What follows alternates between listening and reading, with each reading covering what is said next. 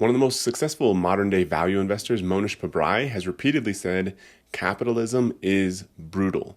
In investing, which is his expertise, companies are going to die. And so your goal is to find the ones that are going to last longer, sort of beat this inevitable fate, and produce superior profits. I mean, they've given the example in that space.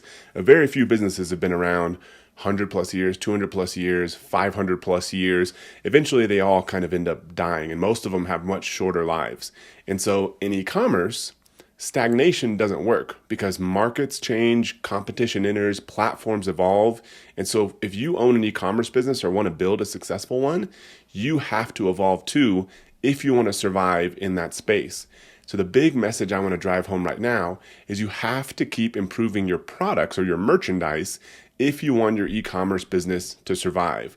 There's no other way around this. I've seen so many people that have successful e-commerce businesses say they're doing multiple millions per year, but then they get complacent on their products. Their competitors enter, they start taking over, they drop prices, they improve the products, they get more reviews, and then all of a sudden, after 6 months or a year, now they're trying to play catch up to get back in that leadership spot that they never should have lost in the first place. So to give you some examples of how this has worked, especially people that have done it well, one is a friend and past student of ours, Aaron Cordovez. He does about $75 million a year on Amazon right now, one of the top Amazon sellers in the world. One of his main products that he's been public about is his milk frother.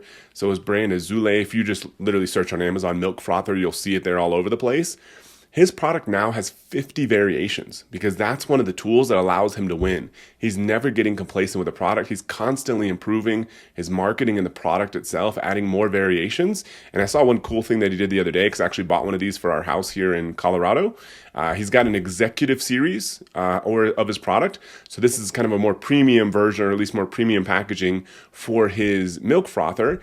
One of the other tools that he's using to constantly stay ahead, because that product he prices higher, which means that if people buy that, he now has more gross profit per order, which probably allows him to spend more money on ads on Amazon than any of his competitors. So his product probably converts better because it has more variations than anyone and more reviews.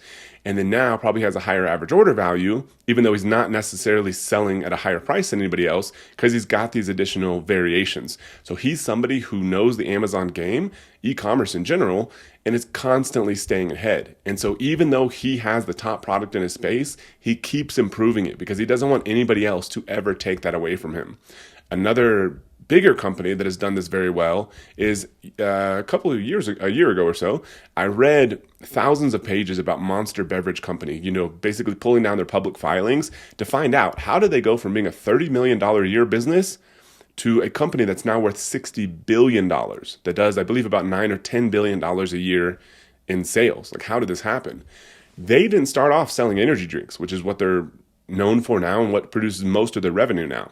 Way back in the day, before these two guys actually bought the company was called Hansen's Natural Beverages, and they actually sold juice. The guy who founded it, his last name was Hansen, he was actually selling juice, and then found out over the years there was an opportunity in kind of natural sodas. And then when the two guys bought it, I believe out of bankruptcy in the 80s or so, they kept selling these juices, kept trying different products. And then I believe in around the late 90s, they found that there was this growing market for energy drinks. They didn't really know what was going to happen with it, so they ended up creating their own. And it was under Hansen's brand for energy drinks, and they realized people start really buying this thing. So then that starts taking off. They create the Monster brand within the company. That starts taking off even more. But even while they're doing that, they're still testing lots of different products. Even today, they own this massive brand, and they could probably produce 80% of their sales literally just selling the black and green can we're all familiar with for Monster Energy, and they'd probably still do fine. But they don't ever want to get caught in a position where they're falling behind. So they're constantly rolling out new variations. They have coffee-based ones. They have lots of different flavors. They even have sub-brands that are not under the Monster brand. They don't want anybody to ever be able to take their position. And in their case, a lot of times they go out there and try to buy competing energy drinks, just like the social media platforms. When Facebook bought Instagram, if they can, they just buy the competitors so they don't have to worry about falling behind. But if that's not an option, they keep iterating and keep improving on the products through continual testing. So even though they're a multi-billion-dollar company that produces a large portion of its sales from a single product, they keep improving. And we've seen Apple recently come out with, their VR system. Years ago, they came out with their Apple Watch. For them, they produce majority of their sales and profits from the iPhone. But if they want to be around another 50 years, they can't expect that iPhone to be the thing that's going to keep driving sales even 10 or 20 years from now, because technology changes a lot. So they have to keep rolling out new products and keep improving the products that they do have if they want to be around another 50 years. For us, in our e-commerce company, Lifeboost Coffee, we're constantly testing new products, new coffees, improvements to our existing products. We produce the majority of our sales from our most basic roasts, but that may not be the case forever. And so we're constantly looking to improve those, but also roll out new products, new versions of coffees, even some non-coffee related products that are still within the same niche. We're constantly looking for new breakthroughs because like Monster, we never know what could be the thing that ends up producing 95% of our sales that wasn't the product that we started with. And so we keep looking for that while we're also looking to protect our position in this healthy coffee space that we've built up a nice brand and a nice, I believe, kind of market ownership, at least online. And so we want to protect that while we constantly look for new breakthroughs. There was an article recently on Marketplace Pulse that the author said that 80% of top sellers on Amazon don't stay on top. And 50% that are on top 3 years ago are not on top today.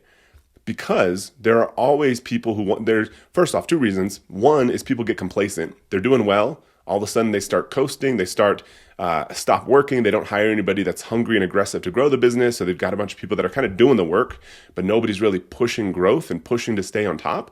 They go on lots of vacations and all of a sudden the business all falls apart. It doesn't mean you can't counteract that stuff, but you have to be pushing to stay on top regardless of how it's done, whether it's you or somebody else. There's always people you're going to be competing with that want to stay on top as well. And so your competitors are always going to be pushing, trying to get sales because they want to build businesses. They want to make millions of dollars. They want to have valuable brands and lots of reviews and lots of customers, all those things that you want as well. So they're not just going to let you sit there and sort of take ownership of the space. They're going to be fighting for that position as well. And so you have to be fighting to protect it. It's just the nature of business. Even Coca-Cola today spends $4 billion a year on advertising for a product that's been around 100 years. That is one of the most recognizable brands on the planet. So even Coca-Cola can never just coast and expect people to remember what Coke is, even though that is one of the most iconic brands ever created. Even like, the late Kobe Bryant showing up 4 a.m. in the gym to shoot jump shots after he was the best player in the NBA. If you want to stay on top, you got to keep doing the work. So what I find a lot of times in e-commerce businesses is that people, they achieve some success, then they start coasting. And so even if you're new to e-commerce, you got a plan that like, okay, I'm going to do the best job I can to beat some of those current people in the space. But then I also got to realize the next step is to find a way to stay on top. Keep pushing, keep building the brand, keep building reviews, keep improving the products, keep building relationships with customers, all those kind of things, because that's what it takes to win. So if you want to win long-term in e-commerce with your products, you must continually improve them. And the best litmus test I found is to be brutally honest with yourself and ask, would you buy your product? If you were a potential consumer looking at all the available options in the space, would you buy your product versus all the other options available? Because if that honest answer is not yes, then do something about it. You don't have to just sit there and accept that for what it is. You can improve the value proposition, lower the price, which is not the best option. But if that's what it takes to be competitive and you can still make a profit, that's an option, but probably not the best one. More likely, improve the product itself, features, improve the marketing. And what we're going to talk about next is how to reposition your product so that you don't necessarily have to change anything about the product, but now you can be the best option for a certain group of people, even without changing the product itself. So in the next episode, I'm going to talk about how to do an honest evaluation of your products to see if the biggest breakthrough you could have in your business today is improving what you sell. So if you want all of these episodes 100% for free, subscribe on your favorite podcasting platform or to my YouTube channel, and I'll see you tomorrow.